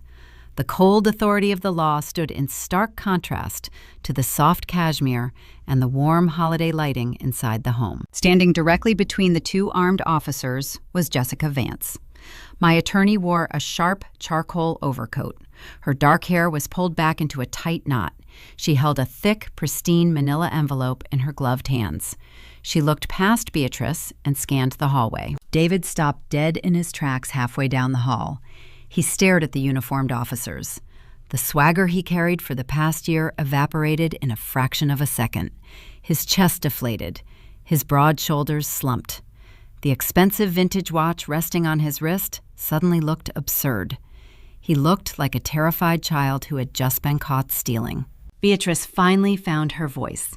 She attempted to muster her usual high society outrage. She puffed her chest out and raised her chin. "What is the meaning of this?" she demanded. Her voice trembled despite her efforts to project confidence. Do you know who we are? This is a private residence. You are interrupting our family dinner. The lead deputy did not blink. He did not care about her vintage designer clothes or her country club status. He possessed a piece of paper signed by a federal judge. He spoke with a flat, booming voice that echoed off the vaulted ceilings. "Beatrice Sterling and David Sterling," he announced. David flinched at the sound of his own name. He took a half step backward, bumping into Vanessa, who was hovering near the hall console table. "We hold active warrants for your arrest," the deputy continued. His tone left zero room for negotiation. "You are both being charged with felony wire fraud, criminal conspiracy, and fraudulent notarization." The words hit the warm air like physical blows. Felony, fraud, arrest. Beatrice reached out and gripped the edge of the open door to steady herself. The color drained entirely from her face, leaving her skin a pale, ashen gray. The illusion of the wealthy, untouchable matriarch shattered, just like the crystal glass resting at her feet. David panicked. His breathing grew shallow and rapid. He threw his hands up in a defensive gesture. "There must be a misunderstanding, officer," he stammered. His smooth, persuasive charm vanished. He stumbled over his syllables. "I own this property. The deed is in a family trust. My wife can explain everything." He frantically scanned the hallway, searching for his obedient, submissive shield. He looked for the woman he banished to the kitchen. He expected me to rush forward in a panic. He expected me to cry and beg the officers to leave. He expected me to lie, to save him from the consequences of his own actions. I stepped over the puddle of spilled wine. The shards of broken glass crunched softly beneath my shoes. I walked past David. I walked past Beatrice. I stopped when I reached the threshold. I turned around and stood shoulder to shoulder with Jessica and the two armed deputies. I looked back into the warm, glowing house. David stared at me. His dark eyes were wide with desperate, pleading panic. He silently begged me to speak. He waited for me to fix the mess. I looked at his pale, terrified face. I looked at the Louis Vuitton luggage sitting at the top of the staircase. I looked at the frayed lace runner visible through the dining room archway. I dropped the white cotton dish towel onto the hall console table. "There is no misunderstanding, officers," I said. My voice rang out clear and cold, slicing through the heavy silence of the foyer. "The deed to this property belongs solely to me. The trust document you processed is a forgery." David jaw dropped. His eyes darted from my face to Jessica and then to the thick manila envelope resting in her hands. The final piece of the puzzle clicked into place inside his mind. He realized I had not surrendered the property. He realized I had not spent the last 60 days living in ignorant bliss. He realized every cup of coffee I brewed and every silent meal I ate was part of a meticulously designed trap. He opened his mouth to speak, but no coherent words formed. He simply stared at the woman he thought he had conquered. The executioner had arrived, and the clock had finally finished ticking. I reached out and took the thick manila envelope from Jessica. The heavy paper felt solid and substantial in my hands. I turned my back on the armed officers and walked deeper into the colonial house. I bypassed the terrified silence in the foyer and headed straight for the formal dining room. David and Beatrice trailed behind me. They moved with slow, dragging footsteps, drawn forward by the inevitable gravity of the situation. The deputies followed closely behind them, ensuring no one made a sudden, desperate attempt to flee. I stood at the head of the mahogany table. The roasted prime rib sat cooling on a silver platter. Tall, white taper candles flickered, casting a warm glow over the faded gold-rimmed china. Beatrice had placed a festive crimson holiday tablecloth underneath her yellowing lace runner. I opened the metal clasp of the envelope. I pulled out the stack of legal documents and dropped them directly onto the center of the table. The stark white paper landed with a soft slap against the red fabric. The visual contrast looked jarring and deliberate.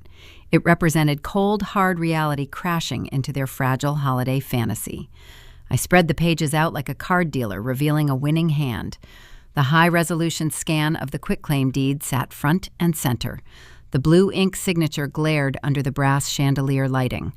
Next to it, I placed the offshore wire transfer receipt and the digital metadata logs extracted from the hidden laptop folder. Look at the bottom line, I instructed. My tone carried zero anger. It held only the chilling authority of an auditor presenting a final, damning report. You filed a forged deed on December 15th. That is a federal crime. David stared at the papers. His skin turned the color of spoiled milk. He reached a trembling hand up to loosen his silk necktie. He struggled to draw oxygen into his lungs. He looked at the offshore routing numbers and realized I knew everything. I knew about his gambling debt. I knew about the loan shark. I knew about his inherited addiction. The secret he burned his marriage to the ground to protect was sitting out in the open next to the cranberry sauce. Beatrice refused to surrender quietly. She clung desperately to her fabricated aristocratic persona. She pointed a manicured finger at the table. "This is an outrageous misunderstanding," she proclaimed. Her voice wavered, pitching higher and thinner with every syllable. "David was simply organizing a family trust to protect our assets from unnecessary taxation. We are the victims of a bureaucratic error. You are embarrassing us in front of the neighborhood, Lynn." The lead deputy stepped forward. He pulled a pair of heavy steel handcuffs from his duty belt. The metal links clinked together, creating a harsh industrial noise that ruined the festive holiday ambiance. "Ma'am," he said, addressing Beatrice directly, "turn around and place your hands behind your back." Beatrice recoiled in horror. She clutched the lapels of her vintage designer jacket. "You cannot do this," she gasped. "I am a respected member of this community. I host the Spring Charity Gala. I know the mayor personally." The officer did not care about her charity events or her political connections. He grabbed her wrist firmly and spun her around. The steel cuffs locked around her wrists with a sharp ratcheting sound. The cold metal pressed uncomfortably against the sleeves of her expensive outfit. She let out a high-pitched, whimpering sob. The illusion of the Sterling family matriarch dissolved into thin air, leaving behind a terrified, disgraced woman facing imminent prison time. The second deputy escorted Beatrice down the hallway and out the front door. The automated landscape lights illuminated the circular driveway. Across the street, the Harrington family stood on their front porch, watching the commotion unfold. Beatrice had hosted Mrs. Harrington for afternoon tea just a week prior, pretending to own my estate. Now Mrs. Harrington watched the police march her former host down the front steps and into the back of a marked patrol cruiser. The social exile was instantaneous, public, and permanent. David watched his mother leave in handcuffs. He turned toward me. His eyes pooled with tears. "Lynn, please," he begged. "You know I was desperate. The syndicate was threatening me. I needed the collateral to secure a loan and save my life. I was going to pay you back. I swear, I never meant to hurt you." I did not answer his pleas. Jessica stepped up to the mahogany table. She pulled a crisp, pristine folder from her charcoal overcoat. She handed the document directly to David. He took it with shaking, sweating hands. "You have been officially served," Jessica stated. "The divorce petition cites irreconcilable differences and financial fraud. Furthermore, we executed an administrative freeze on all joint banking accounts yesterday morning. Your debit cards are useless. You possess zero liquid capital to pay your creditors." The lead deputy grabbed David by the shoulder. He turned my soon-to-be ex-husband around and secured his wrists in a second set of steel restraints. The vintage luxury watch Beatrice gifted him that morning dug painfully into his skin under the pressure of the tight handcuffs. He sobbed openly, his chest heaving, as the officer marched him out of the dining room and out of my life forever. The house suddenly felt very empty. Only Vanessa remained. She stood near the hall console table, shivering in her silk dress. The arrogant smirk she wore in the kitchen an hour earlier had vanished. She looked around the foyer, processing the catastrophic collapse of her safety net. Her mother and brother were sitting in the back of a police vehicle. Her free ride was officially over. "This cannot be happening," Vanessa shrieked. Her voice echoed loudly off the vaulted ceilings. "You ruined my life, Lynn. I have nowhere to go. My landlord locked me out. My credit is destroyed. Where am I supposed to sleep tonight?" I picked up the final sheet of paper from the mahogany table. It was the emergency injunction signed by the federal judge. I walked out of the dining room and approached Vanessa.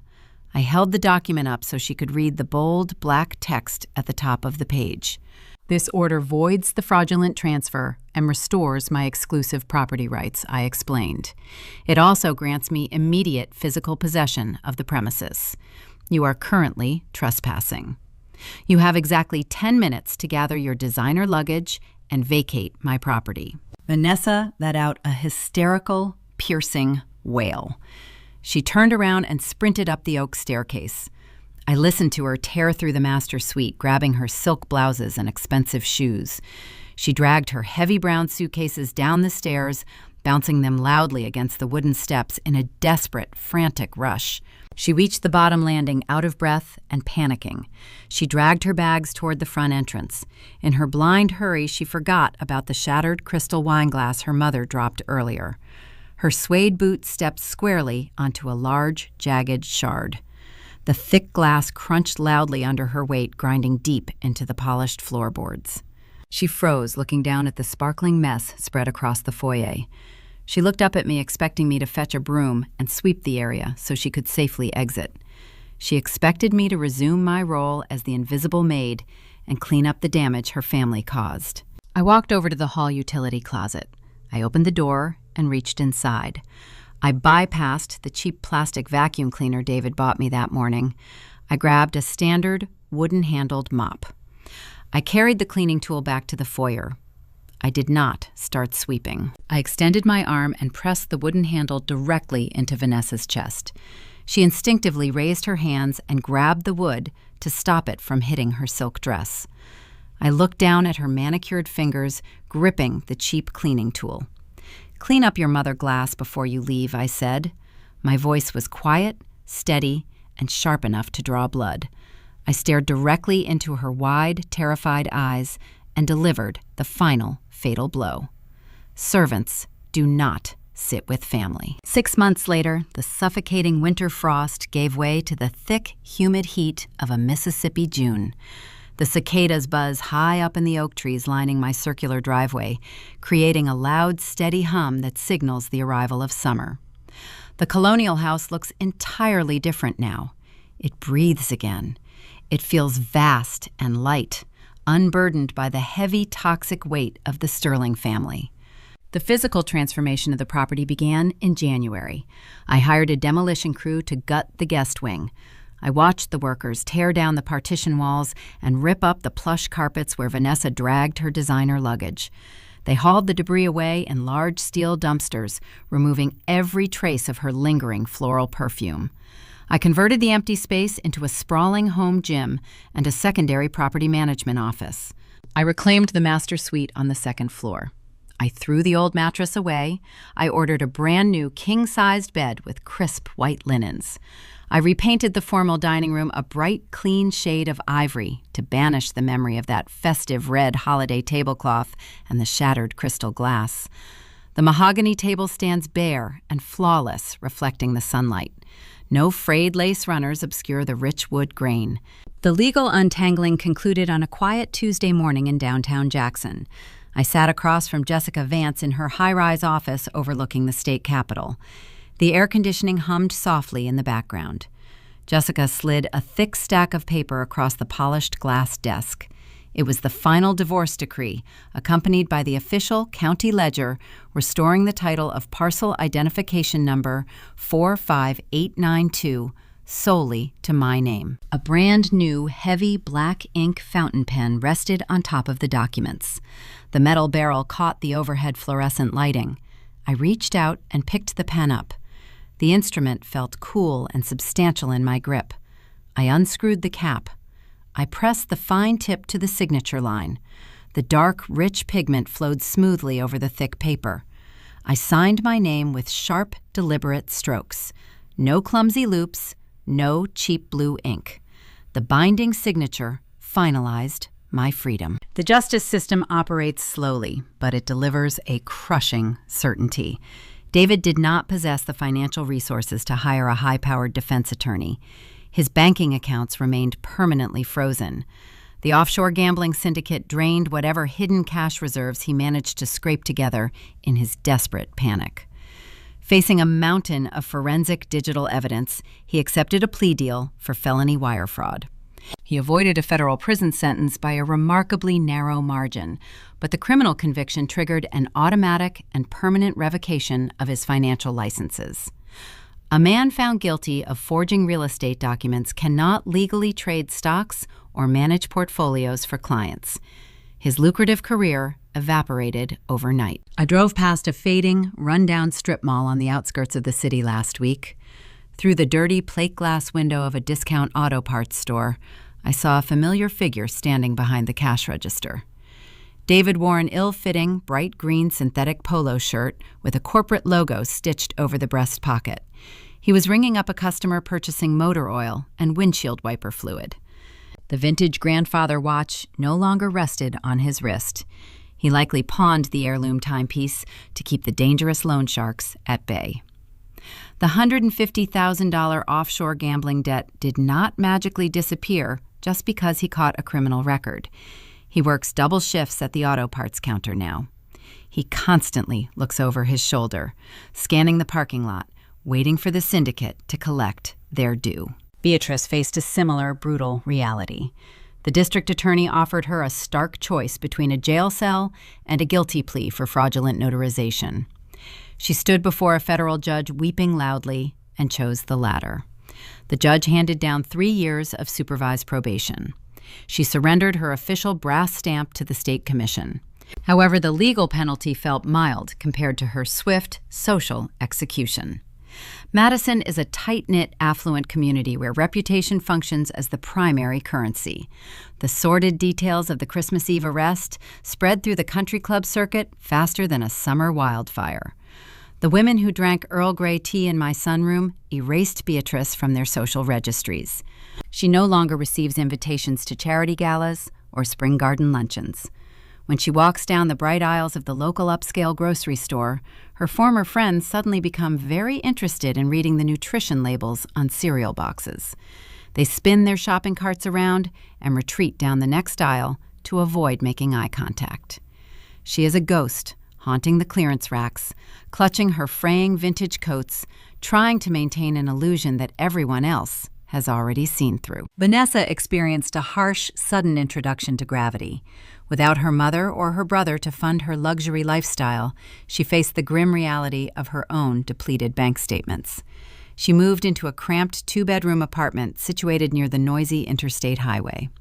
She shares the small space with a distant cousin who does not tolerate her diva behavior. Her designer silk dresses are crammed into a tiny, dark closet. Her matching leather Louis Vuitton luggage sits empty, stacked in a dusty corner next to a rattling radiator. She works a minimum wage retail job to pay her portion of the rent. She cooks her own meals, and she scrubs her own floors. She cleans her own messes now. I return home every evening and unlock my heavy oak front door. I do not hear the blare of a television or the clinking of wine glasses. I hear nothing but the beautiful, profound quiet of a space I earned with my own hands. I walk into the formal dining room. I pull out the tall chair positioned at the true head of the mahogany table. I sit down. I do not share this table with parasites. I do not shrink myself to fit into their warped narratives. To the people listening to this story, I want you to understand a fundamental truth. We are often taught to keep the peace at all costs. We are conditioned to swallow disrespect and label it as compromise. We accept the kitchen stool because fighting for the dining chair feels too exhausting. Yielding your territory does not buy you peace. It only invites further invasion. The people who demand your silence do not love you. They love the convenience of your submission. They will gladly steal your foundation while criticizing the color of your walls. Setting boundaries isn't cruel. It is survival. When you draw a line in the sand, you force people to show you their true character. If they respect the boundary, they value your presence. If they attack the boundary, they only value what they can extract from you. If someone treats you like a servant in your own life, you don't ask for a seat at their table. You flip the table and lock the door. You reclaim your name. You pick up a black pen and you write your own ending. Have you ever had in-laws who thought what was yours belonged to them? Tell me in the comments. Hit subscribe if you believe in taking out the trash, even on a holiday.